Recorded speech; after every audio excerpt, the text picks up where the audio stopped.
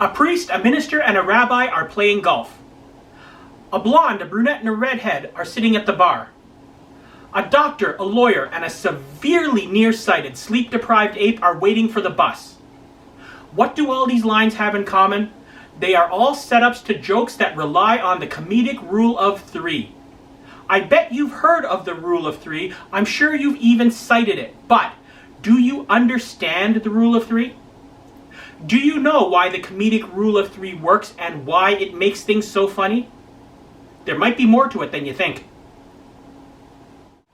Many people mistakenly believe that the rule of three is some sort of magical formula that conveys humor. Like 3 automatically equals funny. That's not the case. I once did my speech, How to Steal a Quote in 5 Easy Steps.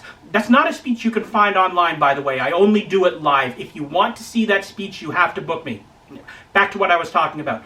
I did my speech, How to Steal a Quote in 5 Easy Steps, and my evaluator told me, you need to bring this down to 3 steps because, you know, the rule of 3.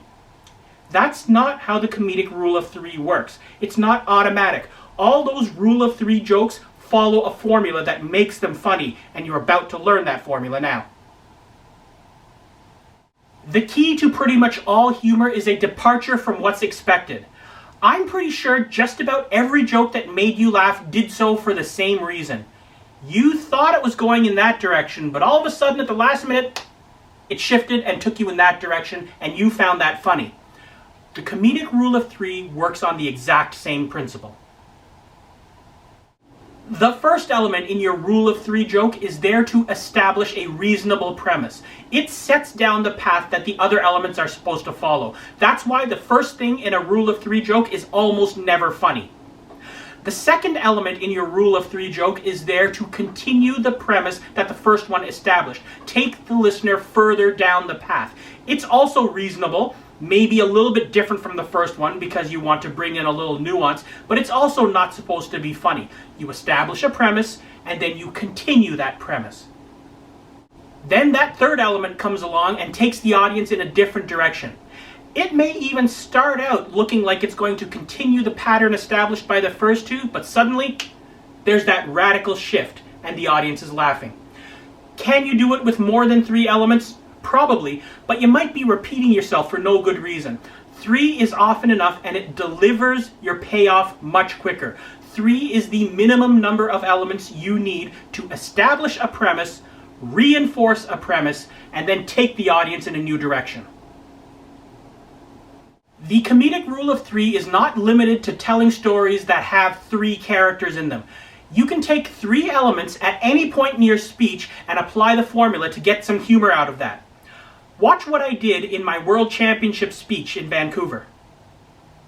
Okay, laughter's not always obvious, but found humor is a little like found money. It's extra sweet. I bet you thought you couldn't joke about death without being morbid or gross, but you found that's not true. I bet you thought an undertaker could never make you laugh, but you found that's not true. I bet you thought all undertakers were big scary men in black who never smile. But what?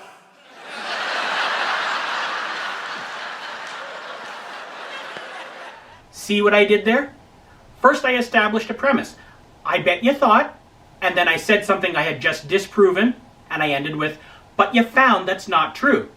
And then I did it again. I bet you thought, something I've disproven, but you found that's not true. And the third time I started the same way. I bet you thought, only this time I said something that was true. That was the unexpected part. My plan was to cap off the third element the same way I capped off the first 2, by saying, but you found that's not true. Then with some awkward silence or a few giggles, I might look around. What? But I didn't need to do that, because a couple of loud laughers in the crowd got there before I did, because the premise took them there. Not just because of my words, but because of my body language as well. Each time, I bet you thought, but you found. I bet you thought, but you found. So the third time, when I got to, those people in the crowd knew where this was going and they started laughing. That is the power of the comedic rule of 3 when it is applied properly. As you can see, it's not just throwing three things together and poof, you magically get something funny. The comedic rule of three is a formula you need to apply, and you need to apply properly. But if you can apply it properly, you will be getting big laughs from your audience. And humor is one of the strongest ways to build a connection with your crowd and make them like you. And isn't that what every speaker wants? Unless what you want is another example of the rule of three, in which case I have good news for you. Watch this video over from the beginning. I actually open with an example of the comedic rule of three. Keep it tuned here to lastrites.com for more speaking tips. That's last-WRITES.com. And if you follow me on social media or sign up for my email list, you will be made aware of new videos as they become available. And together we, that's you and I, we will lay boring speeches to rest by giving them the last rites. What?